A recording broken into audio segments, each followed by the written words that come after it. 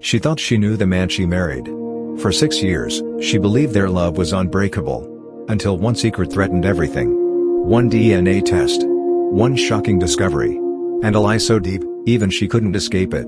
This isn't just another story about betrayal, it's about a woman fighting to protect the truth, even if it means losing everything she loves.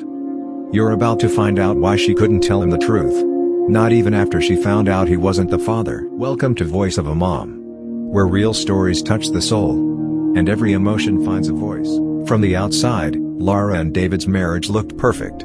They had what many called God's blessing, a thriving furniture business, a cozy duplex in Lekki, and a son who was the light of their lives. But Laura had a secret she buried long before her wedding. One night, one mistake, one truth she prayed would never surface. She had been pregnant before her wedding, and she was never truly sure who the father was.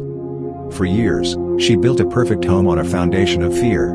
But secrets have an expiration date. And hers was about to explode in the most unexpected way. It started with something small, a routine hospital visit for Ethan, their 5-year-old son. He had been running a fever for weeks, so Laura and David took him to Hope Medical Center for tests. The doctor requested a blood sample from both parents for genetic screening. It was standard procedure, or so they said. A few days later, the hospital called David instead of Laura. They asked him to come in for a private conversation. He didn't tell Laura. He simply said the doctor wanted to review Ethan's test results personally.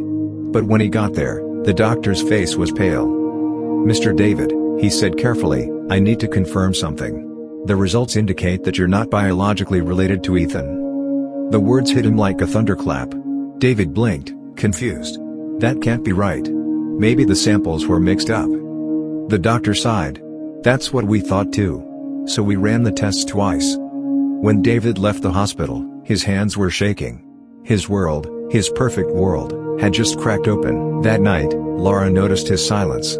He barely spoke at dinner. His eyes avoided hers. And when she asked, "What's wrong?" he smiled too quickly and said, "Nothing, just work." But his phone buzzed later that night, a message from the hospital. Laura only caught a glimpse of it before he turned the screen away. "Greater than Mr. David, please confirm if we should archive the paternity report." Paternity.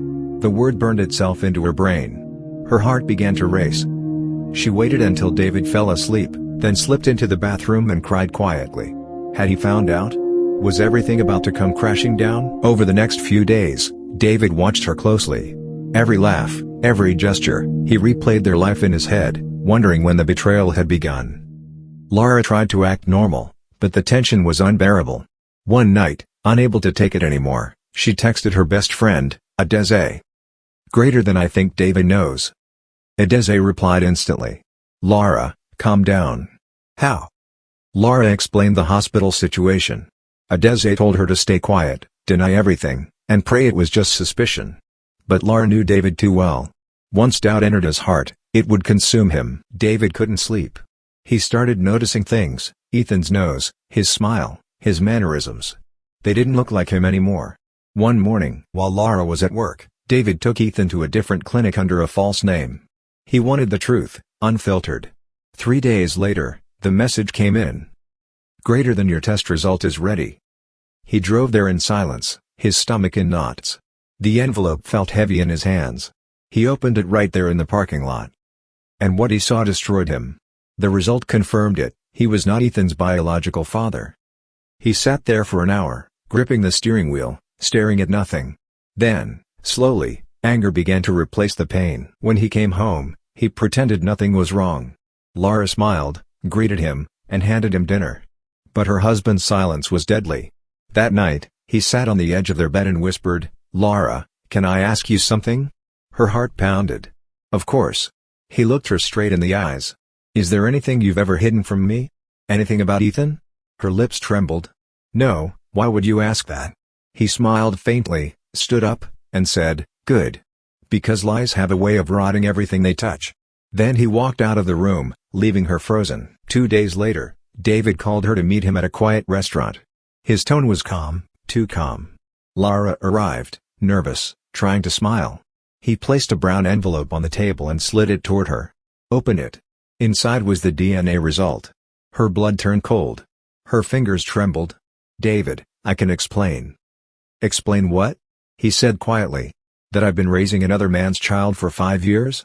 The entire restaurant seemed to disappear. Laura broke down, begging, sobbing. But David's eyes were lifeless. I loved you, Laura, he said.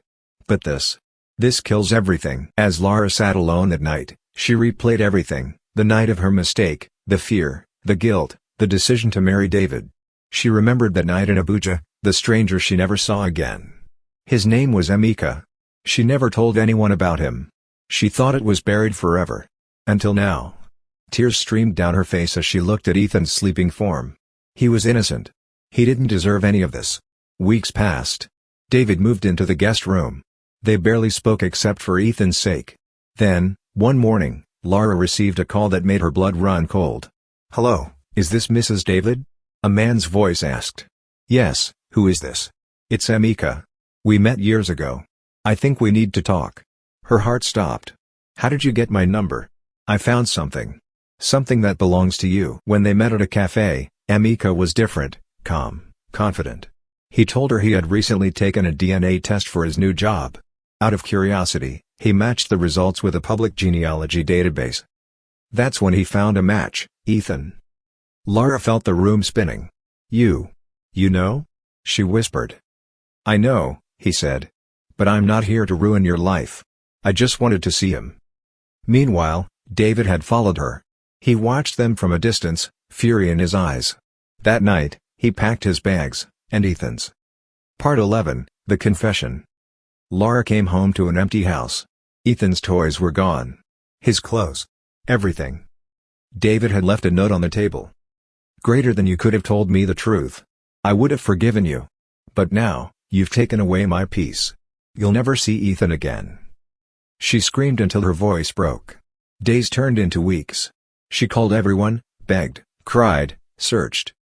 Then one day, she got a call from an unknown number. It was David. His voice was cold. "If you want to see your son again, meet me at the place where it all started." Part 12, The Cliffhanger. She arrived at the old furniture store where they first met. The lights were off, but she could hear Ethan crying inside. "David, please," she shouted. "Don't do this." He stepped out of the shadows, eyes red, holding a photo. "All I ever wanted was the truth." She fell to her knees. "David, please. I love you. I never meant to." Before she could finish, a loud crash echoed. The lights went out. Ethan screamed. And then, silence. To this day, no one knows what really happened that night. But in that silence, a new secret was born. Thank you for listening to another story from Voice of a Mom. If this touched your heart, don't forget to subscribe, like, and share. Because somewhere out there, another heart needs this story too. Until next time. Remember, love, healing, and hope always find their way. One story at a time.